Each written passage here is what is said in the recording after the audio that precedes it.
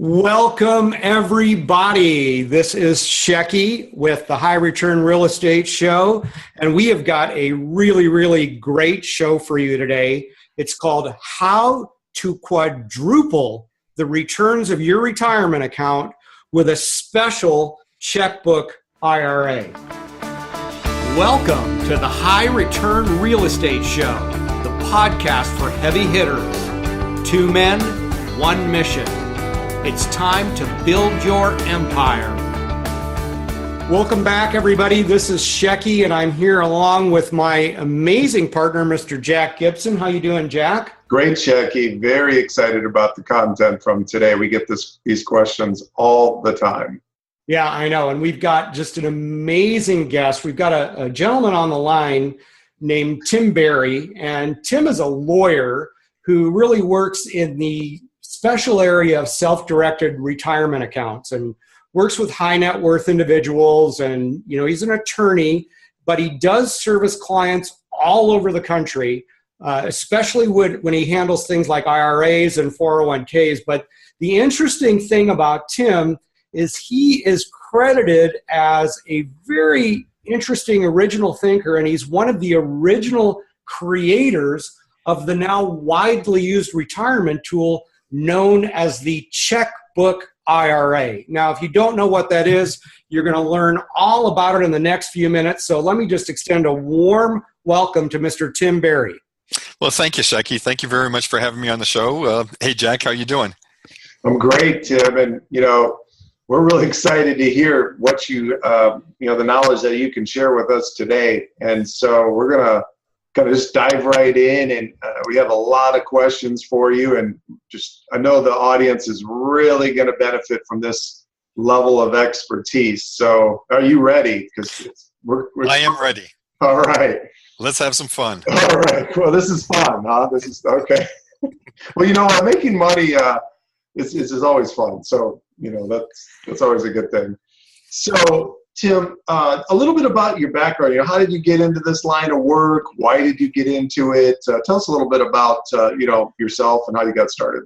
Well, the way I got started, of all things, is I started off as a commodities broker, a stockbroker, handling investments. And whenever I was a stockbroker, someone gave a presentation about a certain type of trust that had some great tax benefits. And I thought, this is really cool. And one thing led to another.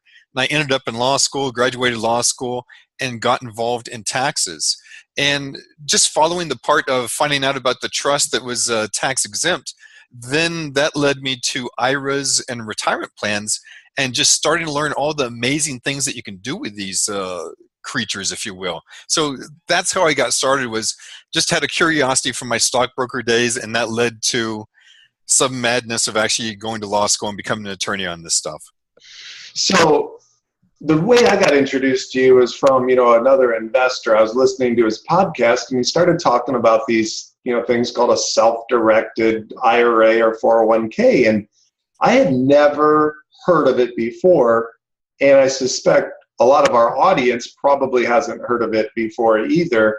So what's going on out there that, I guess the first question would be, what exactly is a self-directed retirement plan? And what's going on out there that so many people are still in the dark as to what these are and how powerful they really are?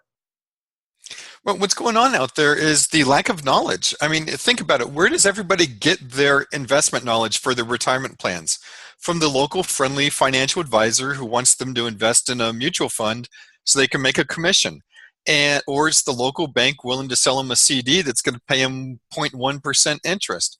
So most Americans have put their faith in these so-called financial advisors, and these financial advisors only educate them about things they're going to make money on.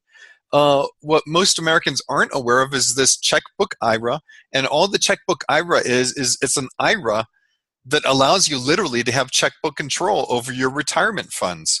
So we set up this checkbook account for your retirement plan. You have checkbook control over it. And now the cool thing is, under the tax code, your retirement plan, your IRA, can invest in pretty much anything under the sun. There's very few limitations what they can do.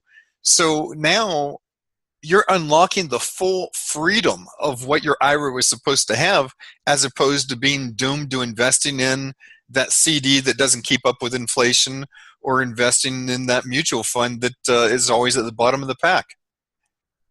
I was reading a stat not too long ago that about 97% of all funds that are in retirement accounts are not in the not in real estate. So only 3% are in real estate. Does that sound accurate to you? I mean, what are your thoughts on that?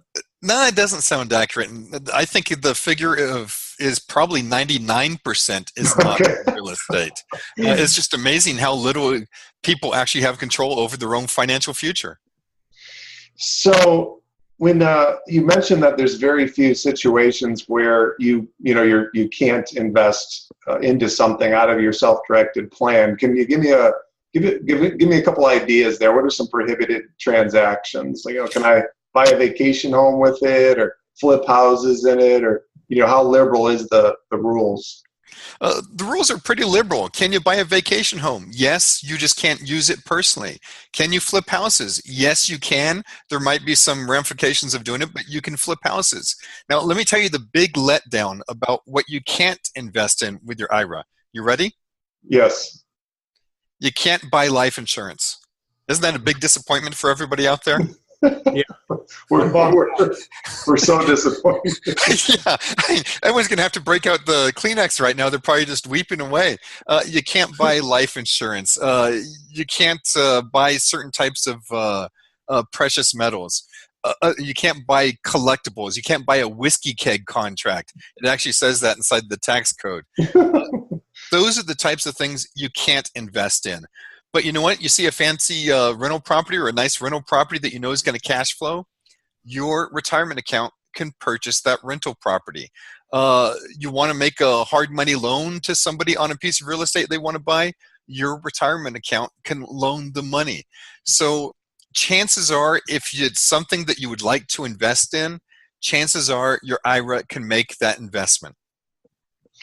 Okay, so let's see, I'm probably just putting myself in the position of a lot of our listeners. That probably a lot of them have some money in some type of entity, 401k, IRA, whatever the case, and they build up a nice little nest egg, and it's housed with maybe with their company, or previous company type deal, where they're not sure if they can actually, like, how do they go about converting those funds into their own self-directed plan? Are they able to do that? Are they kind of stuck with the plan that they've got from their employer? What does that look like? Well, it all depends. Number one, if they've left service of the company who had the 401k, very high probability they're going to be able to move that into a self-directed IRA. Very high. If they're still working for the employer whose money it is inside the 401k, then it's going to be about a 50-50 shot whether they can gain access to that money. If they're over 59 and a half, that's going to go from 50-50 to about a 75-80% chance they can gain access to that money and roll it over to a self-directed IRA. If they're self-employed, it's just a given they can. So that's just the three different classes. A, if you're still working for the employer, it's going to be questionable. Call up your HR department, ask them. If you're self-employed, yes. If you're employed working for someone else, but you left the company who you built up most of your retirement plan with, more than likely you should be able to roll it over, no problem. So then how do we go about doing that rollover? What does that process look like? Well, that's fairly easy. It's just as any other rollover. You find the self-directed IRA custodian you want to use, and we can help you with that. We know a lot of self-directed IRA custodians, and as the old phrase, the good, the bad, and the ugly. So you want to use a good custodian. You open up an account with that custodian.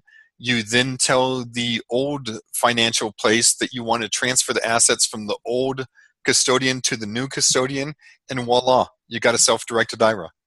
And the new custodian is yourself.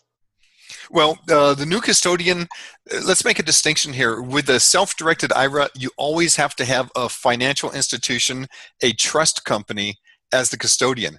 But Jack, you're talking about other people, they set up self-directed 401ks, and that's if you're self-employed. And with a self-directed 401k, that's fantastic because you are your own custodian. You don't need a custodian.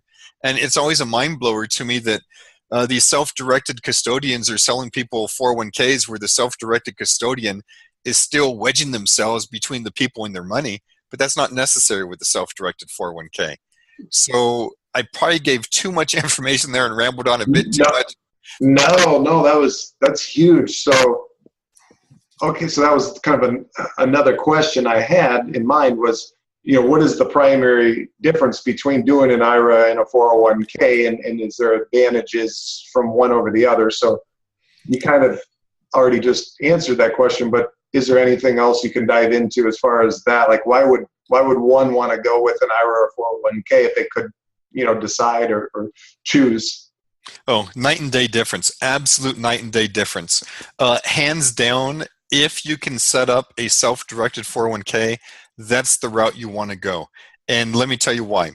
Number one, we already talked about, with a self-directed IRA, you have to have a trust company or a bank serve as a custodian.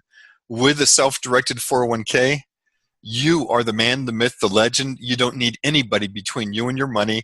You have full control immediately. Other one, with the self-directed IRA, if you do leveraged real estate deals and you make a profit on these leveraged real estate deals, you've got to pay taxes on the profits inside your IRA, even if it's a Roth IRA. With a self-directed 401k, you could be leveraged completely, no money down on a $500 million transaction, and you make $300 billion, and you don't have to pay a dime in taxes on it. Another big one, with an IRA, you can't borrow money out of the IRA. With a 401k, you can borrow money out of the 401k. There's limits on it, but you can still borrow money out and get money out tax-free that way. There's a whole host of other great reasons for using the 401k. Here's the big downside of the 401k. In order to establish a 401k, you have to have self-employment income. You have to have an active business. So if you have a side job, you sell stuff on eBay, you do web hosting, whatever, or website creation, you can set up a 401k. But if you don't have a side job, then you have to use a self-directed IRA. Okay, great. Okay, that's a huge distinction. So how do you stay compliant with the Checkbook IRA? What kind of rules do you need to make sure that you're following so you don't violate the code and then get hit with any penalties?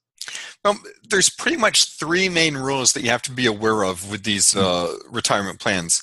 Number one is the investments. You can't invest in the life insurance and the collectibles. If you do, the money that you invested in those is considered a distribution.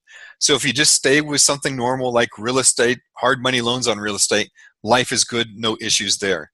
Number two, you can't engage in something called a prohibited transaction. And a prohibited transaction is you can't engage in an investment with anybody who is related to you. And related parties are your parents and your kids and your spouse. So long as you do investments with other people who aren't related to you, you're fine. And third aspect of the retirement plans is certain transactions are going to generate taxable income even inside of the retirement plan. And just in a nutshell, if you're running an active business, if you're selling jewelry inside your retirement plan, you're going to have to pay taxes on the profits generated from that jewelry. If you're flipping a lot of real estate, you're going to have to pay taxes on the profits generated from flipping that real estate. So those are the three main rules to be compliant with. But if you take a step back, they're really simple rules to be compliant with. A, if you're going to invest in real estate, that's not life insurance or a collectible, so we're good there. B, if you're buying the properties and selling the properties to non-related parties, we're good with the prohibited transaction rules. And then C, so long as we structure the investment correctly, you're not going to run afoul of those unrelated, of the rules that say you can't run an active business inside the retirement plan. So speaking of the tax ramifications, And man, this is awesome stuff, by the way, Tim. I mean, this is fun. I'm loving it. So, thanks, Jack. It is fun. Right. So, tax ramifications. So, as a real estate investor, I've got property inside my, my plan. I've got a 401k, and based on what you just said, I'm very excited. I have a 401k instead of an IRA. What I guess the big question comes is, with the deductions that you get when you have it housed outside of an IRA, just in your own LLC or personal name, you get the depreciation deduction. You get to write off all the expenses. So then when I have my properties inside a 401k, I lose those deductions. So what makes up for that fact? Like, how do you feel how advantageous is it really to have your money inside of a 401k in real estate versus having it, in your own personal name where you can take advantage of that, the big one, depreciation? Well, Jack, you're starting to sound like the CPAs I talk to on a daily basis. Oh, no. They're always calling up and they're always saying, why in the world would you invest in real estate in your retirement plan? You lose your depreciation deduction and you're converting capital gains into ordinary income. And I kind of work backwards and I say, well, let me ask you this. Where do most people invest their retirement funds? And they say, oh, in the stock market. I say, well, isn't that normally capital gains and we're converting that to ordinary income? They see, oh, yeah, I guess you have a point there. Well, what about the depreciation aspect? And a couple answers to that. The first one is, what about it? What I'm looking at is, what is the best investment for my retirement plan? If I can invest in real estate and I can outperform that bank CD at whatever it is. I mean, I joke and say 0.1%, but I think they're up to maybe 2% if you lock it in for 5 years right now. Right. It's something like that. Or if I invest in the stock market, once again, I started off as a stockbroker. So theoretically, I should be the biggest promoter of the stock market. Anymore, in my mind, I think the stock market's a fool's game. Wall Street has gone in there. They've sucked out all the profits out of the investments. And yeah, you might be able to make 100% return on some stuff, but it's a roller coaster. You might make 100% this year, but you might lose 300% the next year. So I want safe, conservative investments that are going to pretty much, I don't want to say guaranteed, but you pretty much know that they're going to be giving you cash flow in rent and they're going to be appreciating. What fits that bill? Real estate. So do I really care about the depreciation? I really don't care about the depreciation so long as I know that I'm still getting a great investment. And by the way, it's a great investment where I can drive by that investment every day on the way to work and see if the tenant is taking care of it or not. And if they aren't taking care of it, I can boot their posterior right on out of there and get somebody good in there who is going to take care of it. I can't do that with IBM. If the CEO is not taking care of it, I'm out of luck. But the other aspect of the depreciation is this. If you flip real estate inside of the retirement plan, that could be a taxable event. Guess what? You can use that depreciation to offset that taxable event. So there's still ways you can utilize the depreciation even though it's theoretically locked up inside the retirement plan. So let me interrupt just for a minute and thank you, by the way. I'm loving this distinction between the IRA and the 401k, and I totally get it. But here's the part that kind of makes me a little bit nervous, Tim, as a business owner and somebody who wants to get into the self-directed 401k. It sounds like you have, some fairly loose parameters within which to work. And I know Jack kind of asked this question about staying compliant, but it sounds to me like the Wild West. Like, how the heck do you make all these decisions if you're the only, you're a business owner, you got a busy business, you got a bunch of money in the 401k, you want to invest in real estate, but I mean, like, I'm thinking about going to Home Depot and buying a nail, how do you make sure that every little transaction is kosher? Shecky, are you an engineer? CPA? No. Okay. I think you're worrying too much, and I'm not trying to make too much light of it, but here's how it works. And by the way, you brought up the distinction between a 401k and an IRA. This is going to be a super big distinction. With an IRA, if you do something wrong with your IRA, the IRS could literally cause it to be fully distributed. But if we're talking about a 401k and you go out and buy a nail and you use the wrong money, you do it incorrectly, the IRS is going to hit you with a penalty that's pretty much a nothing. I just had the other day a 401k client that got hit with a penalty from the IRS because they accidentally did something wrong. And the penalty was for $4. $4. So let's say you do something wrong. Okay, pay up to $4 and move on. But let's go back to the compliance with a 401k. What is the compliance? And it's just a really simple flow chart once again. So long as you don't buy some investment that's not allowed, well, real estate's allowed, nails are allowed, refrigerators, carpets, those are all allowed since they're going for the bigger investment of the real estate. You can do that. So that's not a forbidden investment. Next is prohibited transaction rules. Are you buying that house from your kid? Are you buying it from your parents? Are you buying it from your spouse? If the answer is no, we don't worry about those prohibited transaction rules. And the third aspect, could it be a taxable event? Yeah, it might be a taxable event inside the IRA if you're running an active business. I will tell you that long-term rental properties is not considered an active business, so that's all tax-free inside the retirement plan. But even if it is a taxable event, keep in mind you only pay taxes on profits, so you're still being profitable inside there. And as for the actual brass tacks, if you will, of how do you go out and buy that nail at Home Depot, you've got checkbook control. Literally, either A, you can be old-fashioned and pull out a checkbook and write it, or B, you've got that debit card attached to the checking account. And you buy the nail, you just put it inside the card reader. First off, you got to be confused about whether you're supposed to slide it or insert it. But once you figure that out, you just put the card in and you pay for the nail. Yeah. Yeah, and I was asking more because earlier you used the word custodian. I'm not as big of a worrywart as you might think. I'm just having fun checking. When you use that word custodian, obviously with the IRA, you have that official custodian, and I think that gives people some warm fuzzies, especially the ones that have the regular day job type career. But when you are, self-employed and you're doing the 401k and you are your own custodian, that can be, at least it can sound a little bit daunting. And that's the only reason I bring it up. Oh, no, I understand. And I was just being overly facetious there. But the stuff is, it's pretty simple. But here's the other thing. Whenever you set these things up, make sure whoever helps you set the things up knows what they're doing and is accessible. So that way, if you have any concerns, you just speed dial them and say, hey, what's happening here? Is this allowable? Can I do this? Blah, blah, blah, blah, blah. So they should be helping you with that as well.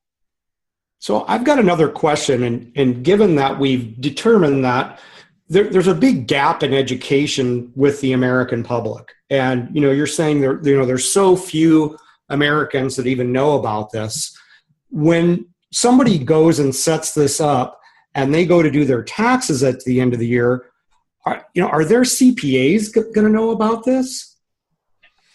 That's a great question. 50-50 shot if the CPA is going to know about it. And now let me scare you guys a little bit. Even if the CPA is aware of it, they're going to say, I don't want to have anything to do with it. Because most CPAs, I say most, some aren't, but most CPAs are risk adverse and their life is set filling out forms. They don't want to do anything that is the slightest bit out of the ordinary because they're worried about it. So there's a lot of CPAs who are going to say either A, I don't know about it, or B, I'm not comfortable doing anything with this. But having said that, there's still a lot of CPAs out there who say, yeah, bring it on down. I'll do those returns in a heartbeat. So there's resources out there. And by the way, the returns necessary are de minimis. They're pretty much minimal. With the self-directed IRA, your custodian does the returns. You don't have to do any return. So you're on cruise control there. With the self-directed 401k, each year, you only fill out a return if the assets of the 401k plan exceed $250,000.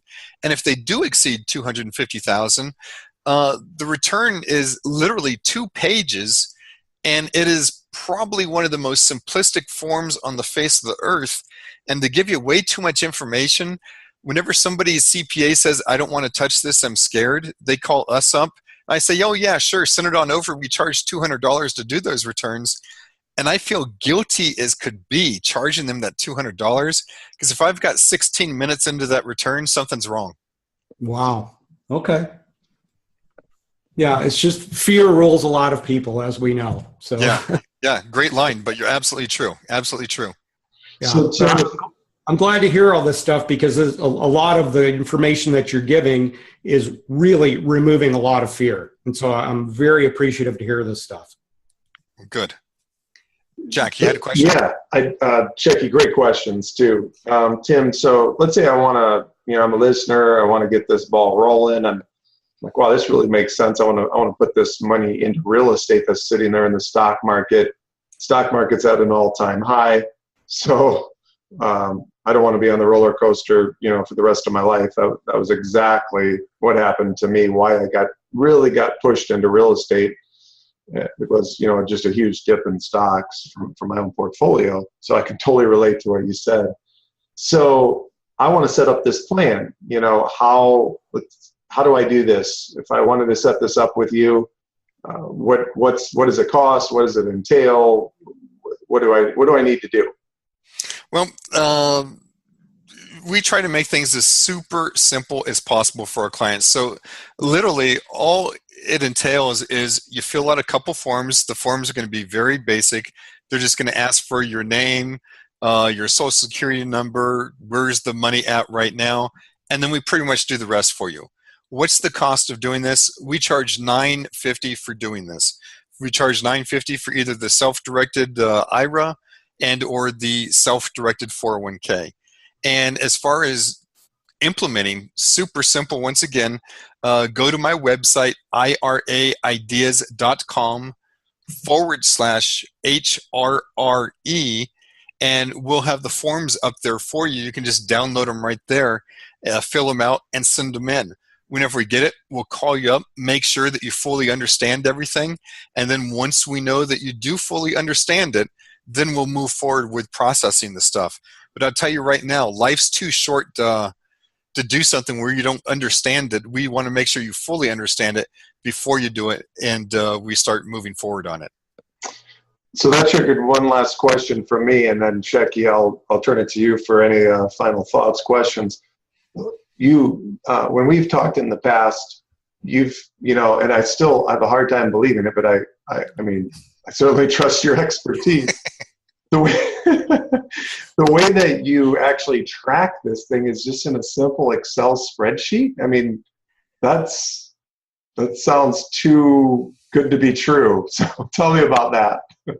Well, yeah, that's all you really need. In fact, an Excel spreadsheet might be overdoing it for a lot of people. And the reason being is this. Most people do 2, maybe 3 investments inside their IRA on any given year. Now, how hard is it going to be to write down on an Excel spreadsheet, write down in Word, write down on a piece of paper, I invested $50,000 on 123 Main Street. Okay, that happened on February 6th. November 8th, I sold 123 Main Street for $75,000. Okay, that's tough. Now, heck, if we really want to automate it, we can have an Excel cell, automatically subtract 75,000 from 50 from 75 and say you had 25,000 profit. That's all you have to do. You just have to keep track of what the investments were and how they paid off. Just that simple. Would that be considered a taxable event, that illustration you just gave where they made the 25,000?